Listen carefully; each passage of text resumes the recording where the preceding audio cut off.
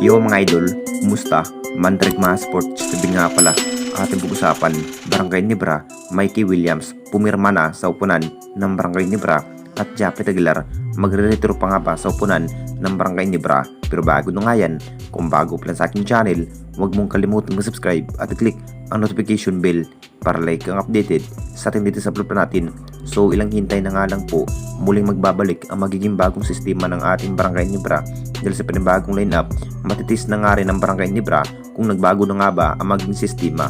Isa na nga rin ang kupunan ng Gym Kings mga idol sa mas malalakas dito sa ating liga. Muntikan na nga rin nakuha ang kampeonato sa finals laban nga sa TNT Tropang Giga.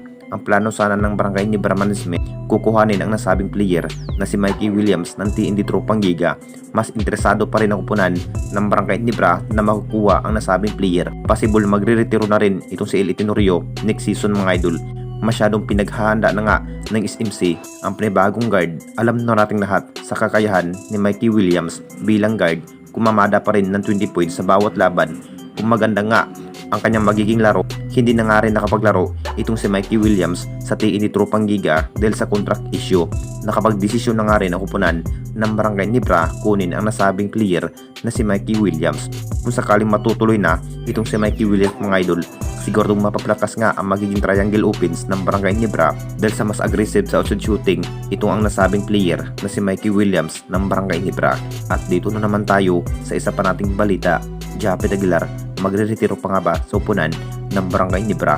Alam na nating lahat mga idol, talagang ito na nga ba ang nakakagulat na pangyayari sa buong Barangay Nibra dahil nagpaplano nga ang nasabing big man ng Gym Kings na si Japet Aguilar mga idol na magre-retiro ngayong season. Nagkaedad na nga rin ang ibang player ng Gym Kings tulad nga ni Japet Aguilar at El Tenorio na may 39 years old. Itong si El Tenorio mga idol, Japet Aguilar na may 36 years old. Ilang weeks na nga rin na mapapalaban ang kupunan ng Barangay Nibra sa ating liga. Sabik na nga rin ang lahat mga idol kung gaano na nga ba ka-impact kapag maaalis sa lineup itong si Japet Aguilar sa upunan ng Barangay Nibra. Nakapag-score lamang itong si Japet Aguilar na may 8 points lamang sa nagdaang conference mga idol. Talagang bagsak na nga rin ang kanyang laro sa nagdaang conference. Kung titignan nating lahat mga idol, masasabing hindi pa naman tapos sa paghahanap ng SMC ng bagong player. Ito na nga rin ang dahilan kung bakit kinuha nga si Troy Rosario. Kung sakaling nakapagdesisyon na nga itong si Japet Aguilar na magre-retiro sa upunan ng Barangay Nibra, talagang magiging impact na nga rin at maiiba ang magiging puwersa. Malaking bagay rin kapag may Japet Aguilar sa ilalim na may lakas bilang forward. Decision pa naman ni Japet Aguilar kung kailan pa nga ba na magre-retiro sa upunan ng Barangay Nibra. Anong masasabi ninyo mga idol tungkol sa ating video?